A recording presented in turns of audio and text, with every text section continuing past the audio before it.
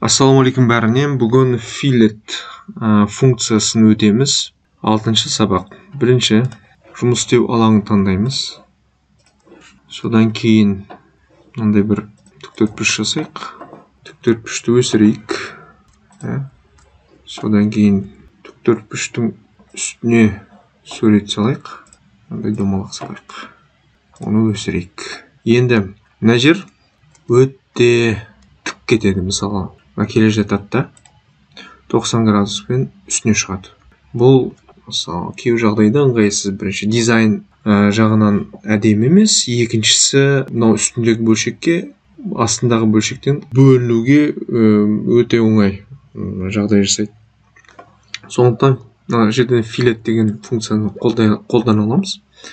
Fillet функцияны мысалы былай таңдасақ, көрдіңіз бе, мынандай айналдырып үстіндегі шеңберге постепенно шығуды қамтамасыз етеді.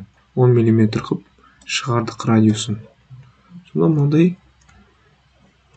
постепенно нәрсе пайда болады, әдемі көрінеді. Оны сыртқы бұрыштарға да қолдануға болады. Мынандай әдемі зат шығады.